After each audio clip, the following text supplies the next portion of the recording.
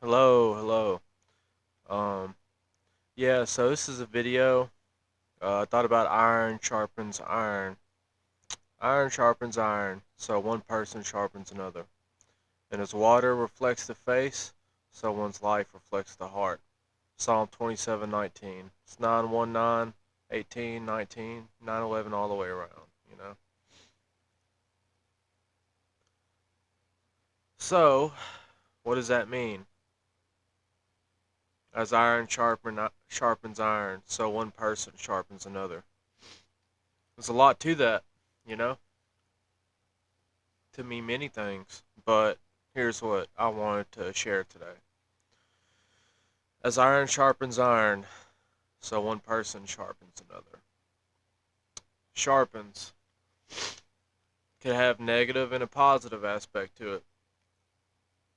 Negative, well, sharpening as in the sparks between two opposing forces striking each other and sharpening each other against each other at the same time.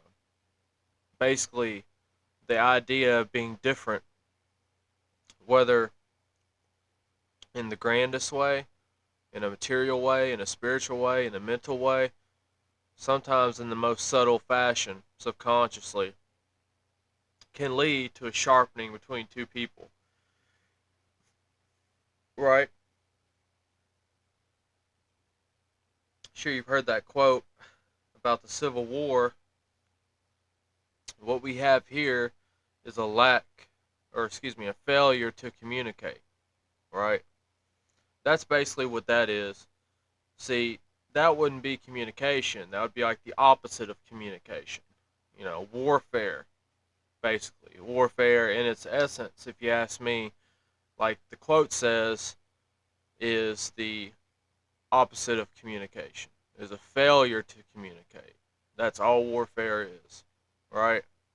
Real warfare between two people that you know in your life, the type of warfare that's personal, not the kind that you see on the TV, you know. So, okay, we got that aspect of it. What's another aspect of it?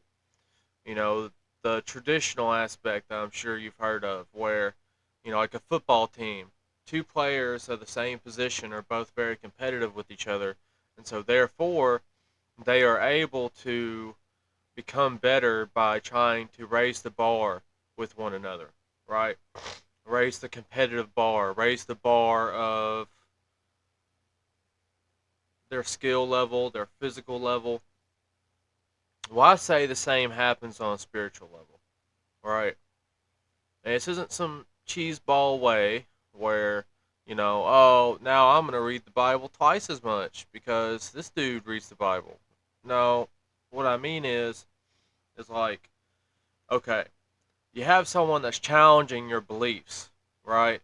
Like, you have criticism that's coming towards you that you've never encountered before. It's completely alien to you. You don't know how to deal with it. Well, once the sparks fly and the irons cool down sharper than it was before. Now you can take the criticism. Now any other type of similar criticism that comes your way can be dealt with in a constructive manner. If you take it appropriately and you take the right things away from it that you're intended to. And it's not just other people in your life. It's like things that God does to you. That sounds aggressive. Things that God guides you into. That you weren't necessarily prepared for. You know, He's not just having that one particular event happen to you.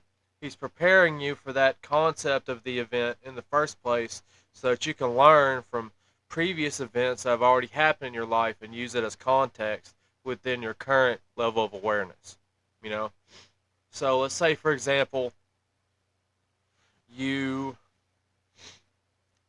grew up in a very religious family. Okay, you grew up as a Catholic, and all throughout your life, you were told to worship Saint Peter, Mary, you know, all these different idols, Nothing wrong with that if that's what you do. Then you grow up and you're faced with a person that worships idols as well. Worships Mary. They worship all the saints. And, in your home, it was conservative. You had a few little statues here and there. But you come into this man's house and they are everywhere. Everywhere. Covering everything, you know, on every inch of every free space available.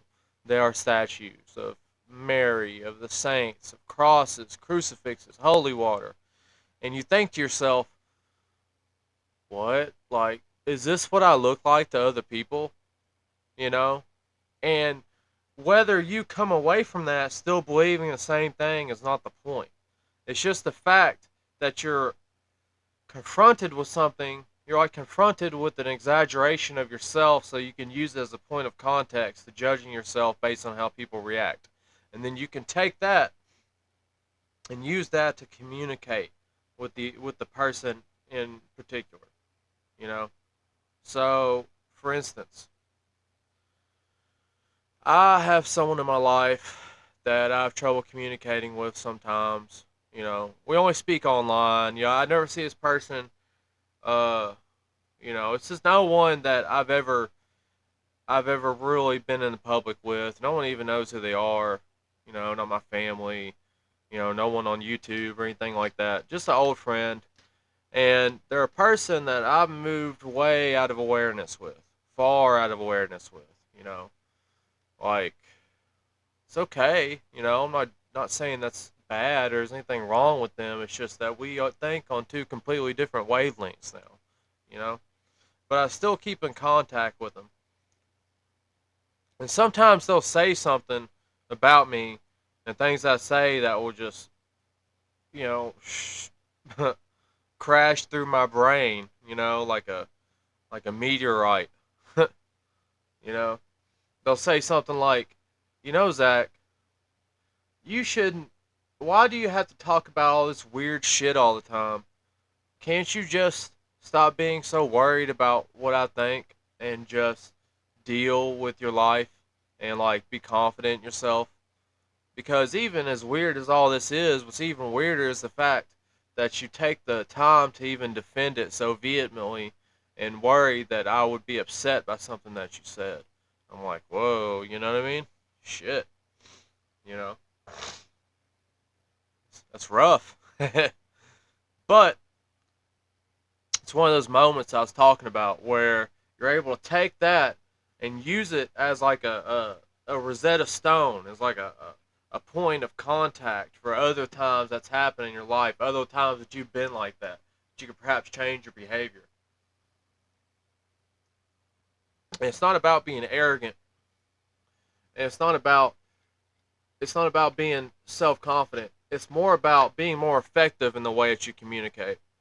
Because if you're taking the time to constantly defend yourself and be so sheepish about your demeanor when you communicate things that are important, they won't sink in. You know, if you're hitting somebody with a pillow, it's not gonna hurt them as much as banging them over the head with a club. You know what I mean? So it's not. It's weird that way. So basically, there's another verse here. Though you grind a fool in a mortar, grinding them like grain with the pestle, you will not remove their folly from them. You know? It's like this can have a negative context too. Like, oh, no matter what you do, this person's always going to be an idiot. And there's nothing you can do about that but be an idiot. And you just better just leave them alone and just let them die. Don't worry about them. They're stupid. Right? It's an opinion I've taken plenty of times myself, of course. But here's the thing. It's like just pointing out the fact that you're not going to be able to change that person. So you may as well. It's like teaching you how to love people when it's difficult to do so. How do you do that? Well, the first step is accepting them for who they are and realizing that you aren't going to be able to change them. Only God can change people's heart. You can't do anything about that. That's not your problem. You know. So, like all these tied together. You know, all the verses in Proverbs, especially this one, this section 27, all these tie into communication. Communication is extremely important. Especially when it comes to the truth. Because what does it matter if I know the truth if I cannot communicate it to my fellow man? You know. So I would recommend reading Proverbs 27 and really thinking about it. Really thinking about it. You know, like wounds from a friend can be trusted, but an enemy multiplies kisses. Right? It's like the person that kisses your ass the most is the most likely to stab you in the back. But generally, the person who's the most critical of you generally is the one that is your real friend that really has concern about you. Because the enemy himself, he doesn't have enough information. He doesn't care to think about you enough to even do that, right? He can't even he can't he doesn't know enough about you to even have that criticism in the first place.